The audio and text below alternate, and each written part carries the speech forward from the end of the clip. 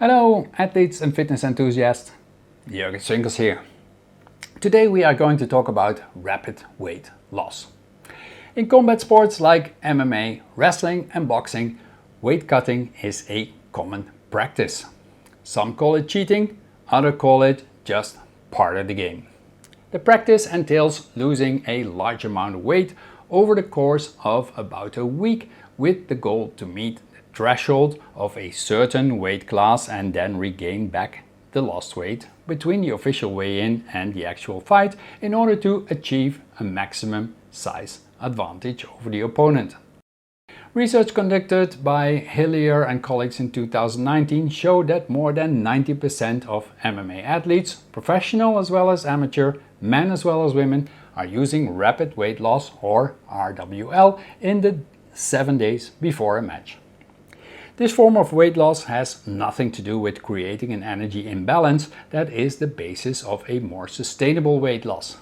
The short-term weight loss that combat athletes achieve is predominantly caused by manipulating the amount of fluid in their bodies. Now let's have a look at how such a rapid and massive weight loss is actually achieved.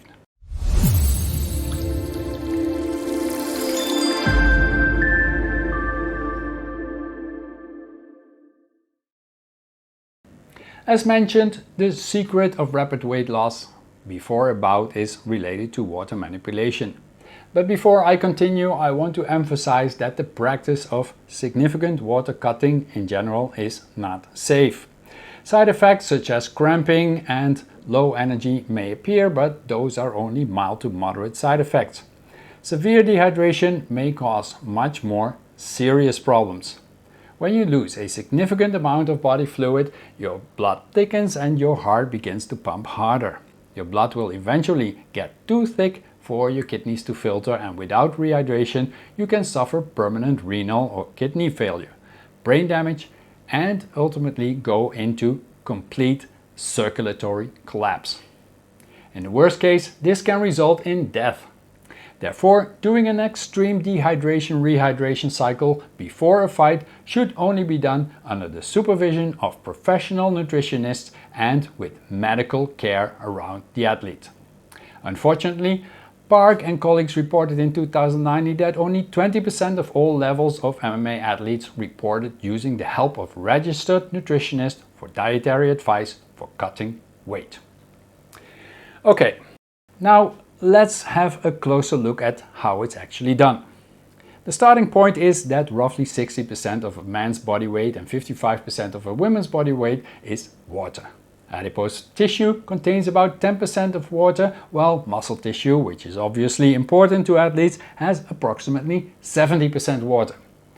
It's this fluid that the athletes want to squeeze out, and they simply dehydrate themselves to lose most of the weight.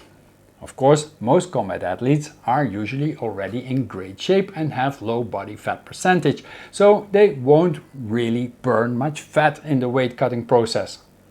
So without the option of burning calories, it's the manipulation of water and sodium levels that will put a body in overdrive and flush the weight off.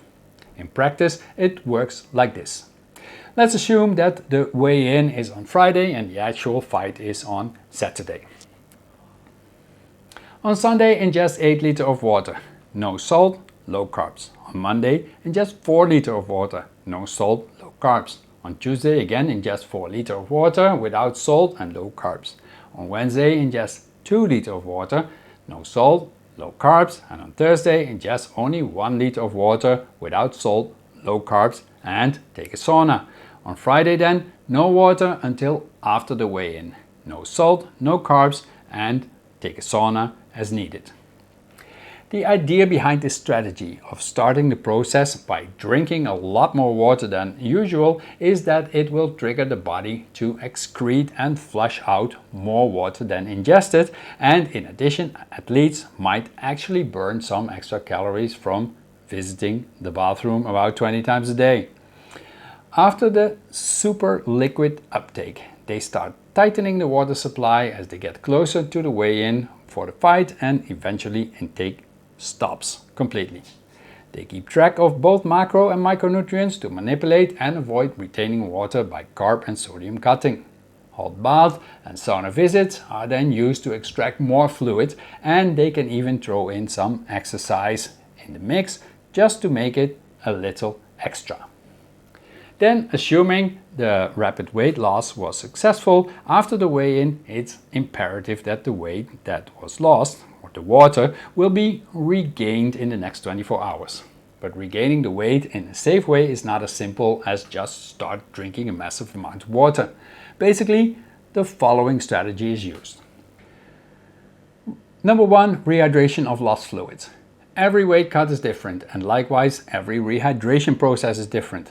Having said that, after a weight cut, all the lost fluids have to be replaced when rehydrating. A good metric is to refuel a liter of fluid per hour. Of course, fighters won't retain all that fluid. In fact, probably about 25 to 30% of the ingested fluids will be lost again as urine. So, if there are 24 hours to regain the lost fluids, here's the math.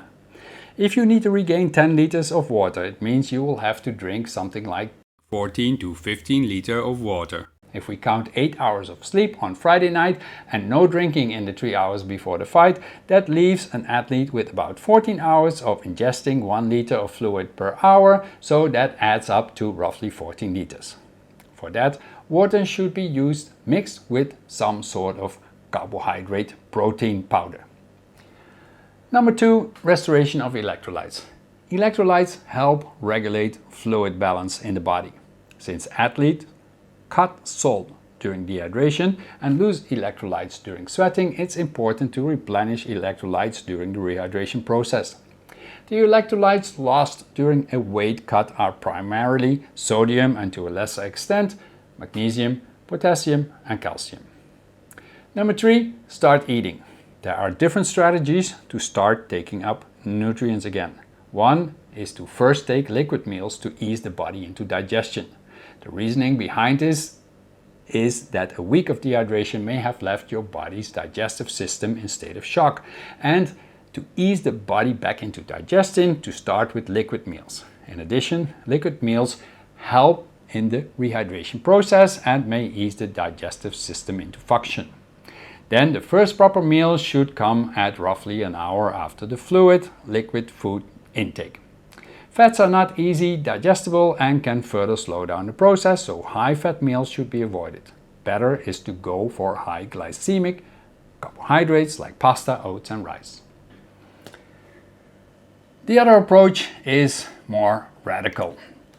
Dr. Berardi, the author of A Grappler's Guide to Sports Nutrition, has his fighters eat a big meal directly after the weigh-in.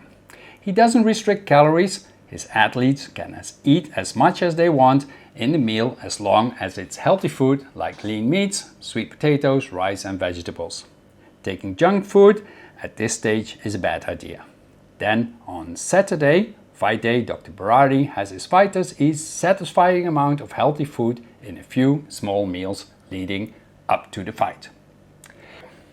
I would like to finish off the video by saying once more that doing an extreme dehydration-rehydration cycle before a fight should only be done under the supervision of a professional nutritionist and with dedicated medical care, as the process involves significant health risks. I hope you liked this video. If you enjoyed it, please like and subscribe. We are dropping videos like this on YouTube on a regular basis, and if you have questions, leave them in the comments box below with hashtag School of Sports Nutrition, and I'll do my best to get in there and get those questions answered right away.